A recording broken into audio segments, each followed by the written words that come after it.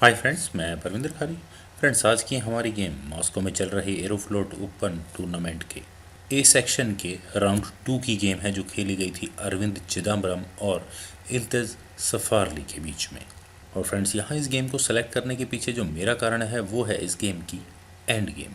अरविंद चिदम्बरम को यहाँ एक बहुत ही छोटा, आप कह सकते हैं बहुत ही माइनर पोजिशनल एडवांटेज था एंड गेम में, जिसकी वजह से यहाँ सफारली को रिज़ाइन करना पड़ गया था। फ्रेंड्स, इस गेम के दौरान अज़रबाईजानी प्लेयर एल्तस सफारली की रेटिंग 2681 थी, वहीं अरविंद चिदम्बरम की रेटिंग 2601। तो आइए फ्रेंड्स, सीधा इस गेम पर चलते हैं। यहाँ गेम की शुरुआत की अरविंद चिदम्बरम ने D4 के साथ, तो knight F6, then bishop G5, knight पर अटैक तो G6, bishop takes F6, E takes F6, then C4, D5, C takes D5, queen takes D5, then knight C3, queen पर अटैक तो बिशप C4। ब्लैक ने यहाँ अरविंद के इस night को pin किया, तो अरविंद ने यहाँ पहले एक चेक दी अपनी क्वीन को A4 स्क्वायर पर ले जाकर, और उन्होंने यहाँ इस बिशप पर अटैक बनाया, लेकिन इसका ऑब्वियस डिफेंस है नाइट C6। ब्लैक ने यहाँ अपने इस नाइट से बिशप पर डिफेंस किया, लेकिन अरविंद ने यहाँ कुछ मटेरियल एक्शंस अलग अंदाज में किया। उन्होंने यहाँ किया क्वीन टेक्स B4 और एक डिलेड क्वीन एक्सचेंज की, knight takes B4, knight takes D5, knight takes D5, और ओवरऑल मटेरियल एक्शंस यहाँ बिल्कुल इक्वल है। रुक C1, C7 पॉन पर अटैक तो C6, E3, then bishop E6, A3, F5, night E2, और इसके बाद यहाँ ब्लैक ने कैसल किया लॉन्ग साइड G3, तो G5, bishop G2, king B8। Friends, यहाँ ब्लैक ने अपने पॉन्स को इतना आगे पहुँचा दिया है कि वाइट अगर कैसल करे तो उसे यहाँ थोड़ा बहुत नुकसान उठाना पड़ सकता है।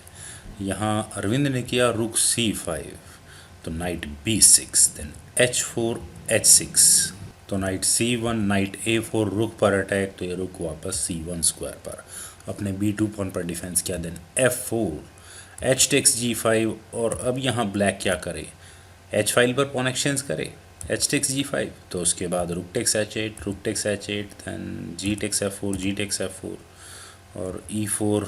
और फ्रेंड्स, यहाँ ये गेम बिल्कुल इक्वल ही रहती, लेकिन यहाँ ब्लैक ने किया था F टेक्स C3। और फ्रेंड्स, वाइट यहाँ क्या करे, G टेक्स H6, और अगर यहाँ से गेम आगे बढ़े तो E takes F2 check, then king takes F2, rook takes D4। Okay, यहाँ ये थोड़ी ओपन पोजीशन होती, लेकिन ओवरऑल मेरे ख्याल से वाइट इस सिचुएशन में थोड़ा बेटर होता। खैर, आइए फ्रेंड्स, गेम पर ही चलते हैं। यहाँ वाइट ने इस E3 स्क्वायर पर ही पॉन एक्सचेंज किया F takes C3, then H takes G5, rook takes H8, rook takes H8, then night D3, और ये नाइट काफ़ी देर के बाद वापस बोर्ड के सेंटर की तरफ आने लगा, नाइट B6, तो नाइट C5, बिशप पर attack, knight D5 attacking this C3 pawn. तो अब यहाँ हम वाइट बिशप टेक्स D5 करके बोर्ड से इस नाइट को ही एलिमिनेट कर सकता है, और अगर यहाँ से गेम आगे बढ़े तो bishop takes D5, then E4, वापस इसी बिशप पर अटैक होगा। खैर, यहाँ इस पोजीशन से वाइट ने अपने इस E3 पॉन का डिफेंस अपने किंग से किया, किंग को D2 स्क्वायर पर ले जाकर, तो नाइट F6, देन E4, तो रुक H2, बिशप पर अटैक तो किंग C3, B6। वाइट को यहाँ हटाना होगा, तो knight takes E6, F takes E6, then E5, knight पर अटैक तो knight D5 check, bishop takes D5, rook takes C2 check, king takes C2, then E takes D5। Friends, यहाँ इस point पर अगर आप वाइट और ब्लैक के pieces को देखें तो दोनों के ही अपने फ़ायदे और अपने अपने नुकसान हैं। ब्लैक के यहाँ ये 4 कनेक्टेड पॉन्स हैं, वहीं वाइट के 3 अलग अलग पॉन आइलैंड्स। तो इसमें में अगर देखा जाए तो ब्लैक थोड़ा बेटर है, लेकिन वाइट का एक किंग ब्लैक के किंग से ज़्यादा सेंटर में प्लेस्ड है, तो इस नज़रिए से वाइट यहाँ बेटर है। सपोज़ अगर यहाँ हम एक मूव पहले चलें, और अगर इस पोजीशन से ब्लैक यहाँ इस बिशप को अपने सी पॉन से ले C टेक्स D5, तो यहाँ ब्लैक को इमीडिएटली ये G5 पॉन गंवाना होगा। यहाँ वाइट क्या करेगा, king D2, then king C7, king E3, king D7। Black का किंग कभी भी इस G5 पॉन के डिफेंस में नहीं आ पाएगा, king F3, king E7, then king G4, और ब्लैक का किंग यहाँ इस F5 स्क्वायर पर आ ही नहीं सकता। तो इसीलिए यहाँ इस पोजीशन से ब्लैक ने इस बिशप को अपने ई पॉन से लिया E टेक्स D5, और अब यहाँ वाइट को एक पासर मिल गया है। और साथ ही साथ अब अगर वाइट का किंग यहाँ ब्लैक के इस पॉन की तरफ जाएगा भी तो ब्लैक के पास यहाँ ऑप्शन होगी सी पॉन को आगे पुश करने की।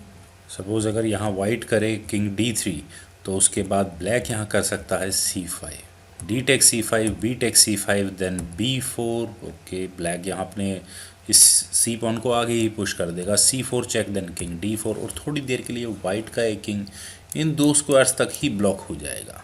तो अरविंद ने यहाँ किया B4, पहले अपने इस बी पॉन को आगे पुश कर दिया ताकि ब्लैक अपने इस सी पॉन को आगे पुश ना कर पाए।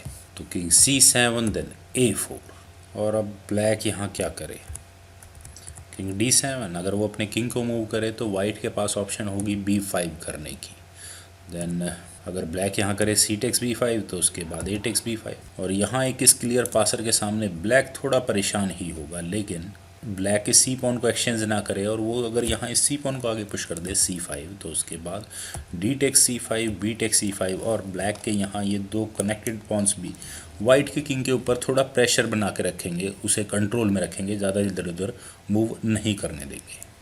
लेकिन यहाँ ब्लैक ने किया A5, तो B takes A5, B takes A5, then king D3। और फ्रेंड्स अगर आप यहाँ इस पोजीशन को देखें तो ब्लैक का किंग अभी इस 5th रैंक में बिल्कुल भी नहीं आ पाएगा, बल्कि वाइट के किंग के पास कुछ यहाँ अच्छी ऑप्शंस हैं अपने किंग को ज़्यादा एक्टिवली इस बोर्ड में घुमाने की। तो king D7, king E3, king E6, और अब वाइट यहाँ क्या करे, अगर वो यहाँ करे G4 तो आप इस गेम को मेरी नज़र से तो ड्रॉ ही कह सकते हैं, लेकिन वाइट को ये गेम जीतनी है। तो उन्होंने यहाँ किया किंग E2, एक वेटिंग मूव खेला। और अब अगर ब्लैक यहाँ अपने इस किंग को सेंट्रलाइज भी करने की कोशिश करे, सपोज वो यहाँ करे किंग F5 तो उसके बाद किंग F3, देन ब्लैक को अब इस किंग को वापस ही हटाना होगा E6 स्क्वायर पर, तो किंग G4, और फिर दोबारा ब्लैक के सामने वही प्रॉब्लम। तो ब्लैक ने यहाँ किया C5, D takes C5, then king takes C5, king E3। और फ्रेंड्स अब यहाँ ब्लैक के पास क्या क्या ऑप्शंस बचती हैं, क्या वो यहाँ इस जी पॉन को आगे पुश करे या फिर डी पॉन को। अगर वो यहाँ इस जी पॉन को आगे पुश करे तो वाइट यहाँ क्या करेगा, किंग D3 अपने किंग को इस C5 पॉन के नज़दीक ले जाने की कोशिश करेगा, तो D4, then C6, king D6, king takes D4, king takes C6। और अब बस सिचुएशन यही है कि कौन अपने पॉन को एडवांस स्टेज में रखेगा। यहाँ वाइट को चांस मिल सकता है, वाइट यहाँ करेगा किंग C4, और अब ब्लैक का किंग चाहे कहीं भी जाए, आइदर B6 स्क्वायर पर तो वाइट अपने किंग को यहाँ D5 स्क्वायर पर ले आएगा, और अगर ब्लैक ने अपने किंग को D6 स्क्वायर पर लिया तो वाइट यहाँ अपने किंग को B5 स्क्वायर पर ले आएगा, और ब्लैक को यहाँ फिर दोबारा डिज़ाइन करना होगा। तो इस पोजीशन से ब्लैक के लिए और क्या ऑप्शन बचती है, अपने किंग को मूव करने की। सपोज ब्लैक अगर यहाँ करे किंग A6 तो उसके बाद king D4, then G4, okay, C6, king D6, C7, king takes C7, king takes D5, king D7, और नो डाउट वाइट यहाँ क्लियरली बेटर होगा। लेकिन यहाँ ये गेम इस तरह से नहीं खेली गई थी। ब्लैक ने यहाँ किया था D4 चेक, तो king D3, king D5, then C6, king takes C6। और फ्रेंड्स यहाँ ये मूव ब्लैक के लिए थोड़ा गड़बड़ वाला हो गया है। यहाँ इस पोजीशन से ब्लैक अगर किंग D6 करे तो ब्लैक के लिए ये गेम किस तरह की होती। यहाँ से अब अगर ये गेम आगे बढ़ती है और वाइट अगर इस D4 पॉन को ले, किंग टेक्स D4, तो उसके बाद किंग टेक्स C6, इस पॉइंट पर ब्लैक को यहाँ इस C6 पॉन को लेना चाहिए था। और अगर यहाँ से हम इस गेम को और आगे बढ़ाएं और वाइट यहाँ करे किंग E5 तो उसके बाद king C5, then king F5, king B4, king takes G5, king takes A4, G4, king B4, और यहाँ दोनों के पास बिल्कुल इक्वल चांसेस हो गए। इट मीन्स यहाँ से ये गेम ड्रॉ ही होगी।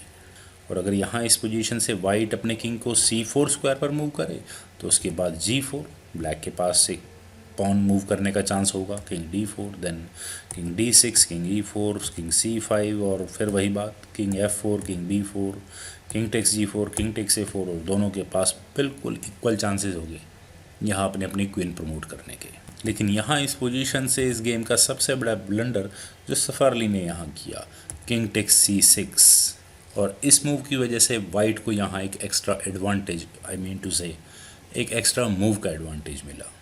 यहाँ उन्होंने किया किंग टेक्स D4, तो किंग D6, और अरविंद यहाँ आप कुछ भी कर सकते हैं, G4 तो भी उन्हें ही फ़ायदा होगा।